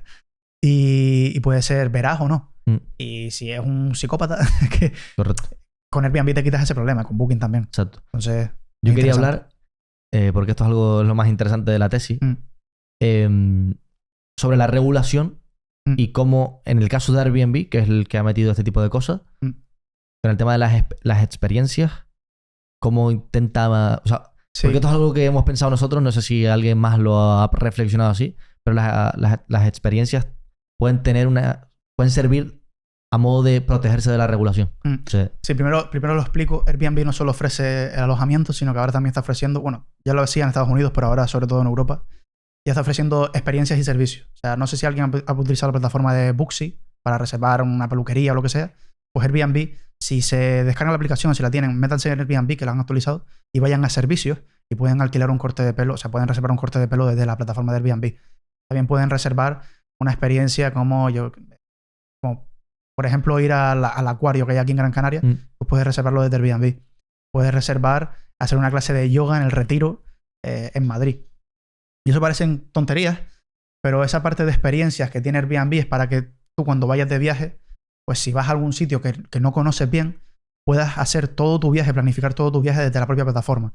¿Y qué es lo que hace eso? Bueno, yo me voy a París y yo en París no conozco nada. No sé ni siquiera, imagínate que no sé ni siquiera que está el Louvre ahí. O sea, no sé nada. Pues yo me meto en Airbnb, alquilo un sitio en París, después miro las experiencias, digo, ay, mira qué guay, un paseo por el canal, un paseo por el río, un paseo la Torre Eiffel, un guía, no sé qué. Bueno, pues vives el turismo de otra forma. ¿Y por qué es interesante esto contra la regulación, contra las leyes que intentan frenar esas viviendas vacacionales, esos Airbnb que suelen estar en viviendas vacacionales, en pisos alojados o en habitaciones incluso de otras personas? Pues tiene mucho sentido porque cuando tú te vas a un hotel, tienes una serie de servicios y experiencias ya integradas en el hotel. O sea, tú quieres ir a un gimnasio, pues el hotel te ofrece el gimnasio. Quieres un chef, el hotel tiene un buffet. Quieres un tour, el hotel te va a ofrecer un tour. sí. Y claro, eso lo que hace es que todo el dinero se queda en esa empresa, en ese hotel. Con Airbnb haciendo esta parte de experiencia, ya no solo es que el alojamiento sea mayoritariamente de pequeños ahorradores, porque el 90% de los alojamientos de Airbnb son de personas que solo tienen un alojamiento en Airbnb. La gente se piensa que los Airbnb son de personas que tienen 300 apartamentos, que habrá algunos. Esto lo que hace es que deje dinero a ese pequeño ahorrador, a esa persona que vive en Las Palmas de Gran Canaria, y esa persona va a gastar dinero en Las Palmas de Gran Canaria. Es raro que vayan de repente a crear una infraestructura diferente en Marruecos. Sí, o sea, el dinero que viene de una persona que quiere un Airbnb se va a quedar casi siempre en la zona local que alquila ese Airbnb. Sí. Y encima esa persona que alquila ese Airbnb no tiene un chef. Tiene que comprar en el supermercado o en la tienda, de la carnicería del barrio.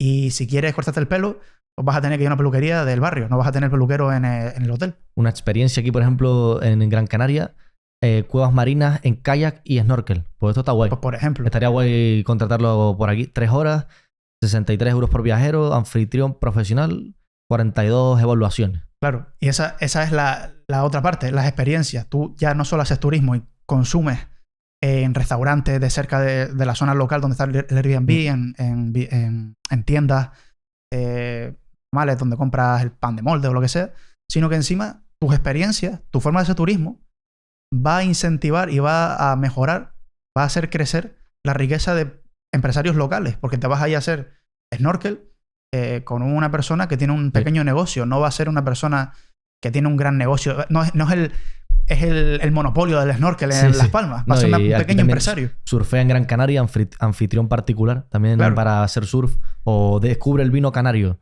Exacto. O sea, tienes muchas cosas que... Tienes un montón de experiencias diferentes que un hotel no te va a ofrecer. Te van a ofrecer los típicos tours que te ofrecen ellos porque tienen ese incentivo a ofrecértelo. Entonces, ¿qué pasa? Que a Airbnb le dices, oye, no, mira, tienes que... Esto hay una regulación, vamos a limitar el número de Airbnb porque están subiendo el precio del alquiler. Que por cierto, hay muchísimos estudios que desmienten esto. De hecho, voy a dejar unos cuantos en la descripción porque incluso se hizo un estudio en Nueva York por Harvard, y como a Harvard le gusta mucho meter las cosas de género y el color de piel y tal, terminaron dándose cuenta de que el efecto era neutro, o sea, no tenía ni efecto positivo ni negativo en el aumento del precio del alquiler que tengas Airbnb. Y además, los que mayor o sea, a los que más perjudicaron esta subida de los alquileres eran a los hombres blancos con altos ingresos. Entonces, es como lo contrario a lo que se piensa y a lo que se suele manifestar. Cosa bastante curiosa también, que se manifiesten en contra de los Airbnb, teniendo en cuenta eso, que el 90% de los propietarios de Airbnb solo tienen una vivienda en propiedad y están protestando en contra de estos pequeños ahorradores y propietarios a favor de los grandes hoteleros. Literal. Que esos son contrario. Supuestamente los malvados empresarios capitalistas, tiburones que se quedan con toda nuestra riqueza. Es algo bastante curioso y me genera mucha, no sé, curiosidad el entender por qué en Canarias, por ejemplo, y en Barcelona también, pero en Canarias sobre todo, hay tantas manifestaciones en contra de los Airbnb y no en contra de que, no sé, no quiero decir ninguna empresa porque me gusta bastante, lo pensar me gusta muchísimo como empresa. Los hoteles, sí. Pero una empresa de hoteles que eres un hotel en una zona completamente turística que no va a generar riqueza para nadie de la isla. Que normalmente, con todo el respeto a los británicos que vienen, normalmente el británico cuando viene se mete en el hotel y no sale del hotel. Y no sale del hotel. Básicamente. Porque tienen ahí el buffet, la cerveza y para qué más. Y tienen balcones. Entonces ya no les hace falta más. Entonces, claro, entonces ese tipo de turismo, y es el que hemos vivido hasta ahora, pues se ve muy claro. En Canarias vienen 8 millones de turistas al año, más o menos. Somos 2 millones de personas. Mucha gente dice, vale, esta gente se deja de media, por cada turista se quedan en Canarias con unos 1.000, 2.000, 3.000 euros. ¿Dónde está ese dinero para los pequeños empresarios canarios? Pues claro. No está. No existe. Porque se queda toda la experiencia dentro del hotel. Que, de nuevo, no es un ataque a los hoteles. Sí. Si dan mejor servicio. Si dan mejor servicio, su propuesta de valor es mejor. Que un apartamento. Es lo que hay. Pero si tú incentivas, o no incentivas, sino que no metes palos en la rueda. Dejas al mercado actuar. Claro, dejas al mercado actuar, pues vas a ver muchos Airbnb. Hay muchas personas que dicen, qué pena que cerró la panadería de la esquina y ahora la convirtieron en un Airbnb. Pues quizás es que esa persona que tenía la panadería ahora está generando mucha más riqueza y vive mejor. O sea, a ti te gusta porque es un negocio local, te gustaba, tío, desde pequeñito comprar el pan, pero esa persona se despertaba a las 7 de la mañana y se le estaba cayendo el pelo. Y ahora no. Pero no solo eso, sino... Básicamente, si quiebras porque está dando un servicio de forma ineficiente, o porque el pan no está bueno, o porque está haciendo el pan con demasiados costes, es decir, no está calculando bien un tema de ingresos y costes, y por eso quiebra. Básicamente, si estás quebrando es porque estás haciendo algo de forma ineficiente, de cierta forma. Entonces, quizás él aporta más valor a la ciudad no haciendo panes, sino alquilando un Airbnb a X personas. Exacto. Entonces, por esa parte, las regulaciones no las entiendo contra Airbnb. Es una parte muy importante de la tesis. O sea, sí entiendo por qué las hacen, porque ayer escuchando a Oscar Pierre de Globo, ellos dicen, es que, por ejemplo, nosotros, que le han hecho a Globo que se hagan empleados toda su flota de cuando realmente no quieren hacerlo. Pero bueno, esto es otro debate. El tema está en que dice, es que yo, como CEO de Globo y fundador, me he dado cuenta de que he aprendido mucho de política, ¿sabes? En plan, su trabajo es... captar votos, básicamente, ¿no? Entonces, Globo es algo muy visual que la gente ve por la calle. O sea, los riders son algo muy visual que la gente ve por la calle y es fácilmente atacable, básicamente, ¿no? Entonces, en el caso de Airbnb es lo mismo. Es algo muy visible al ciudadano. Y es algo diferente. Combatir eso es como... Se ha juntado que el auge de Airbnb con que suban el precio del alquiler, porque es matemática básica. Si tú tienes 100 viviendas disponibles para alquiler y vienen 10.000 personas a vivir a tu ciudad, si no creas más oferta, no hay forma de que bajes el precio, ¿sabes? O sea, es que... Y bueno... De hecho, mis padres lo están sufriendo ahora intentando hacerse la casa, que solo por burocracia y demás van a estar 2 años por lo menos. Y leí el otro día, que eso tengo que mirarlo con más profundidad, que una gran parte de los costes de una nueva promoción de viviendas es costes regulatorios y de suelo del ayuntamiento. Casi todo se va en eso, en temas burocráticos, por así decir. Entonces esto también contribuye a que aumente el precio de la vivienda. Pero este es otro tema porque estamos hablando de Airbnb Booking. Pero bueno, es relevante para la tesis. Es relevante porque es importante para esa parte de, ¿qué pasa si una ciudad lo prohíben? Bueno, si una ciudad prohíbe Airbnb, no pasa tanto como si pasaría si una ciudad prohíben Uber, que Uber concentra el 15-17% de sus ingresos en 5 ciudades, y Airbnb, por suerte, ninguna ciudad le pesa más de un 1% del revenue, salvo París, que creo que es un 2%. Que bueno, París es la ciudad más visitada del mundo, creo yo. Sí, sí. Entonces, es normal. Y por esa parte, bueno, tiene mucha diversificación. Otra cosa interesante de Airbnb es que se beneficia de momentos económicos difíciles para la gente, porque ese pequeño ahorrador. ¿Por qué? Pues porque, bueno, si te sobra una habitación, quizás antes de una crisis, pues no querías poner esa habitación en alquiler, pero llega una crisis y dices tú, vale, pues voy a alquilarla porque necesito esto para poder pagar el alquiler. Bueno, generas una oferta y hay personas que están en la misma situación que esa persona, que no pueden pagar un alquiler y alquilan esa habitación. Entonces es una cosa diferente a Booking, que en una situación de crisis las personas no se van de hoteles o no se van de vacaciones a un alojamiento alternativo, sino que pues simplemente dejan de ir y bajan los ingresos. En ese sentido, Airbnb pues tiene ese componente de que como está también enfocándose en esa parte de estancia de larga duración, pues tiene ese comportamiento anticíclico o más anticíclico que esta parte de Booking o de Hilton o de este tipo de cadena. Importante también que esto hace que las experiencias tengan más sentido incluso. O sea, esos alojamientos de más larga estancia, que se están enfocando muchos en ellos, lo que hacen es que, bueno, si tú vas hasta 7 días en Madrid, pues igual no vas a hacer una experiencia en Madrid, a hacer yoga, pero si vas hasta un mes, sí, igual te da tiempo para hacer alguna experiencia o igual ya te apetece hacer algo. Las experiencias tienen mucho sentido no tanto en ciudades, sino más en zonas rurales o zonas fuera de centros urbanos, porque tienes menos cosas que hacer. De hecho, en Estados Unidos está repleto de eso. Claro, en Estados Unidos funciona muy bien. De hecho, en Estados Unidos hay una vivienda creo que es en Wisconsin, porque siempre digo Wisconsin, pero es una zona rural, es que no me sé, en Wyoming, Sí. que tiene una zona cerca donde tienen caballos enanos, Sí. y se peta. O sea, es como el recurso turístico más grande de esa zona. O sea, sí, van a ver caballos enanos. Y lo vi, es increíble. Yo también iría, porque es que son caballos que muy pequeños. Sí, sí. No son ponis, son caballos Eso te iba a enanos. decir que si no son No, ponis. son caballos enanos, no son ponis. Entonces es como, es muy gracioso. Entonces con este tipo de experiencias pues sí que diversifican ese modelo de negocio que tienen y pueden aumentar ese ingreso por cada noche que se queda un usuario en los hoteles. Las noches son muy importantes porque en Airbnb la tasa de ocupación media es de un 15%, que es más o menos 55 noches al año, más o menos. Y claro, en un hotel como Hilton o como un hotel como de esa cadena es el 75%. Entonces ahí todavía tienen muchísimo margen para seguir profesionalizando un poco esa parte de esos anfitriones individuales, que por eso está la parte de coanfitrión, para darle ese soporte con anfitriones. Y tiene mucho sentido porque es como... O sea, tiene sentido porque son como los mejores, porque para ser coanfitrión tiene que ser súper anfitrión, ¿no? Como los mejores le van a enseñar al resto cómo se hacen las cosas, ¿sabes? En plan, te voy a ayudar a eficientar todo, porque eso a su vez mejora... Sí. O sea, retroalimenta el flywheel de Airbnb, porque mejora la experiencia significa que hay más clientes, y que haya más clientes significa que hay más anfitriones. Exacto. Mejor experiencia porque esos súper anfitriones mejoran los... O sea, es otro flywheel. Y se ve la diferencia entre anfitriones individuales, este 90% que solo tienen una vivienda y no se dedican a esto profesionalmente, y los que se dedican profesionalmente a esto. Aunque sean un 10% solo, generan como el 27% del ingreso de Airbnb. Y es porque ellos tienen mayores tasas de ocupación en su vivienda.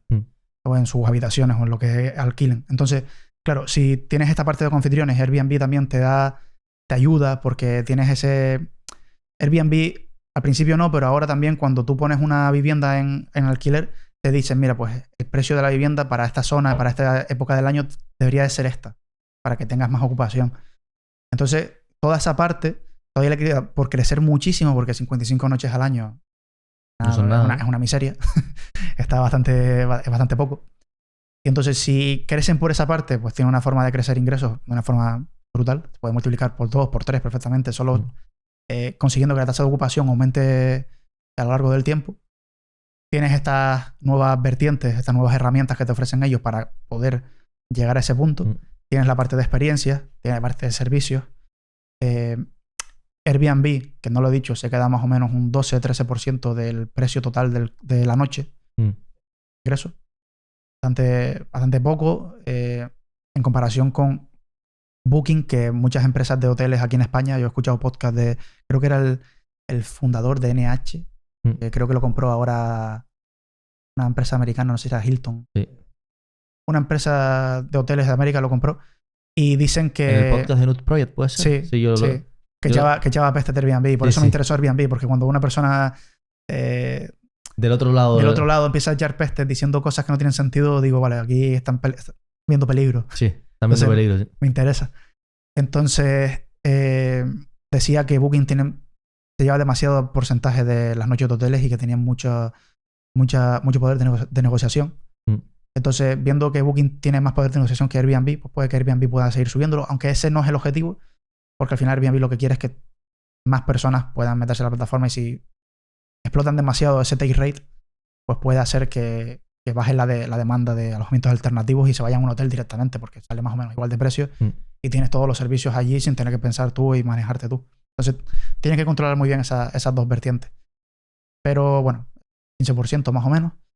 El 45% de los alojamientos que tiene Airbnb son propios, no están en otras plataformas.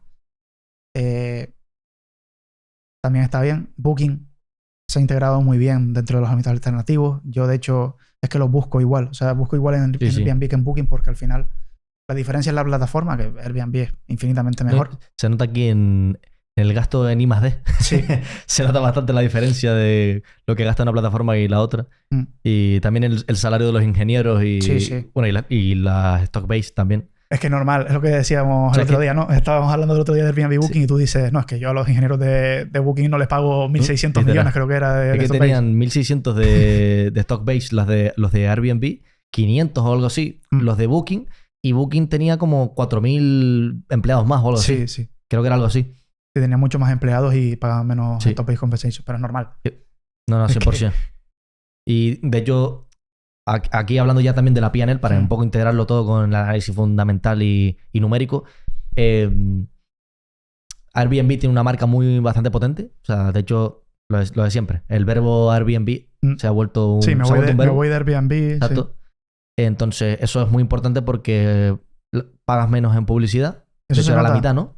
Sí, pero es que no solo es eso, sino que el 90% del tráfico de Airbnb viene de fuentes orgánicas. Claro. O sea, eso es una diferencia yo lo busqué masiva. Ahora, lo busqué aquí y no es por publicidad. O sea, aparece Airbnb al principio y no es publicidad. Es que es una diferencia masiva porque el 90% de las personas que entran a tu plataforma no tienes que pagarlas. O sea, ese coste de adquisición de clientes es muy bajo para Airbnb ahora mismo. Y el Booking, por el contrario, pues no. Y esto es principalmente a la forma que tienen de hacer publicidad las dos plataformas. O sea, no digo que Booking sea peor o mejor, porque tienen mejores márgenes, de hecho. O sea, es una bestia. Muy buen negocio, ¿eh? No, los dos son negocios tienen increíbles. 32% de margen operativo, 86% de margen bruto. No me esperaba que fueran tan buenos negocios. Es una locura.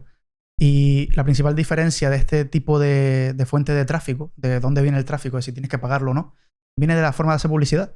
Airbnb te hace publicidad de marca. Es decir, de hecho, yo estuve aquí el otro día sentado viendo un anuncio y dije, que se nota que es de Airbnb. Es que es como lo hacen, es como te lo explican. No buscan que vayas a la plataforma de Airbnb, te dicen, ahora puedes reservar experiencias en Airbnb. Es que no te dicen, reserva esta experiencia en Airbnb. Yo he visto muchos podcasts de Brian Chesky, aparte de leerme su blog de hace 1000 años. Sí. Yo lo recomiendo. Intentaré dejarlo por aquí. Pero es un pedazo de... Es un crack. Y cuida muchísimo todo esto de la estética. O sea, todo lo de la estética y... me acuerdo de un podcast donde lo explicaba, en plan, el tema de cómo él, incluso la estructura de cómo están los ingenieros puestos en Airbnb, como que hay mucho ingeniero de diseño, ¿sabes? En plan, no me acuerdo cómo lo había explicado, tengo que verlo de nuevo. Como él hizo arte, algo de arte, pues claro, es como que tiene otro enfoque diferente a las cosas. Es más Steve Jobs. Sí, y me gusta mucho. O sea, ya pasando al management, me gusta mucho. No conozco a los de Booking, que tiene que ser unas máquinas, porque, bueno, ves lo que ha hecho la acción y han creado mucho valor. De hecho, ahora se están recomprando masivamente, me comentaste tú el otro día. Sí.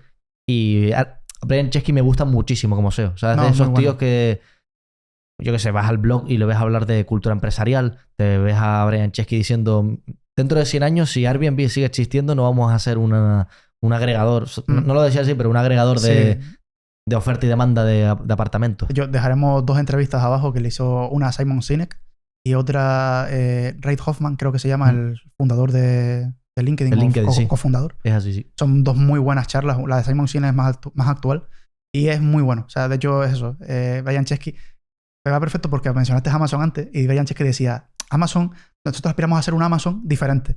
Amazon es The Everything Store, dice, that can fit in a box. O sea, que se puede meter en una caja. No es The Everything Store de servicio. Sí. Y ellos buscan hacer The Everything Store de servicio. Y de experiencias y de cosas diferentes para... De todo lo que puede hacer una ciudad, básicamente. Exacto. Es eso. Y tiene mucho sentido, porque al final tienes esa integración perfecta, ese ecosistema. Entonces es un SEO que es de los mejores SEOs que hay, con mucha diferencia, lo escuchas hablar y ves que no es el típico SEO de finanzas o ni siquiera el típico SEO tech, que me encantan, pero es diferente. Piensa de una forma más artística. Como Entonces, después ves la parte de un poco que han hecho las acciones de cada uno. Ves que en los últimos 5 años la de Airbnb ha estado plana, literalmente. O sea, tal cual. O sea, salió la IPO en 141,98, creo que sale aquí, si no me equivoco, en enero del 2021. Que yo me acuerdo, estaba trabajando en el 100 montaditos, me acuerdo, mientras estudiaba y tal. Porque me acuerdo que salió y me escuché el podcast de... No sé si fue ese año o cuándo, el de Javier Acción. 141 y está a 135 ahora. Entonces, no se ha movido. A pesar de que la empresa, pues, yo lo veo, o sea, veo los fundamentales un poco y... Está mucho mejor ahora porque ya se ha disipado ese riesgo que podías tener de... tenían muchas personas contratadas o están como intentando... Hicieron una reestructuración después del COVID que les vino perfecto. O sea, se puede ver perfectamente los yo me acuerdo que lo comentaba Brian Chesky, que el COVID les vino muy bien. Les vino de perlas porque tuvieron que reinventarse al completo. Y bueno, ya ves que son capaces también de lidiar con ese tipo de... Entonces se reinventaron que no tienen... Es una de las pocas empresas que no tienen Property Plant and Equipment, que no gastan en CAPEX, que no tienen CAPEX directamente. No lo tienen, ¿no? Es una cosa muy, muy particular de esta empresa. Sí. Y por el otro lado, Booking, lo opuesto. O sea, no me sale aquí en FinChat exactamente la revalorización. Bueno, es un por 3 prácticamente en los últimos 5 años. Sí, prácticamente un por 3. Entonces, bueno, hay una diferencia bastante grande. Es enorme. Entonces, es muy interesante. Nosotros para WIR vamos a sacar una tesis de cada una. Sí. Importante. Entonces, a aquellos que quieran leerla, pues les recomendamos suscribirse. Es como un poco una pequeña puntilla antes de darles todo lo que viene. Porque son 2 empresas muy buenas. Sí. O sea, lo que acabamos de comentar aquí es como el 5%, 10% de la información que daremos. Es como lo más básico de lo más básico. Sí. De hecho, es que no lo tengo ni estructurado en mi cabeza y por eso he ido diciendo cosas así. Exacto. Aunque hay muchas más cosas, pero claro, se nos acaba el tiempo. Algo importante. Y no podríamos... Sí, algo importante que quería ya mencionar para estas 2 empresas que tienen bastante buenas métricas. O sea, me gusta. O sea, métricas en el sentido de su contabilidad es bastante bonita. No es a lo mejor una empresa que está empezando ahora que tiene una contabilidad fea y no... Muy limpia. Es limpia, básicamente. O sea, puedes entender fácilmente todo. Es que ambas empresas básicamente se aprovechan un poco del auge de... Pues de que viajar cada vez es más barato, básicamente. O sea, era algo que quería yo mencionar porque nos gusta ver en eso las macro tendencias de fondo y bueno, cada vez viajar es más barato. No es como hace tiempo que un avión te salía muchísimo dinero, sino que ahora prácticamente, pues... Bueno, en nuestro caso porque tenemos el subsidio este del 75% y tal de Canarias, pero normalmente, yo qué sé, viajar a París no es que te salga 1.000 euros el billete. Entonces, todo eso favorece a Booking y a Airbnb. Y también toda esa cultura actual que viene de las redes sociales de querer viajar porque ves al otro viajando y sacarte la foto y subirle a Instagram, etcétera, pues al fin y al cabo también son vientos de cola que favorecen a estas 2 empresas. Bueno, y con esto terminamos este episodio. Sualen está aquí retenido porque se le apagó la cámara. De cuerpo presente, pero no... Sí. Pero bueno, espero que les haya gustado. Déjenlo en comentarios. Pónganos algo en comentarios. No sé, pongan empresas de calidad en comentarios. O cualquier cosa, pero con empresas de calidad sabremos de que les ha gustado el episodio y que quieren más episodios como estos hablando sobre empresas. Les dejamos todo el contenido abajo que hemos mencionado. En caso de que se nos olvide algo, pues ya nos lo pondrán en comentarios y acto seguido estará en la descripción. Y bueno, like, suscribirse, 5 estrellas de valoración en Spotify, por favor. Y bueno, como siempre decimos, que la fuerza de Buffett te acompañe. Un abrazo.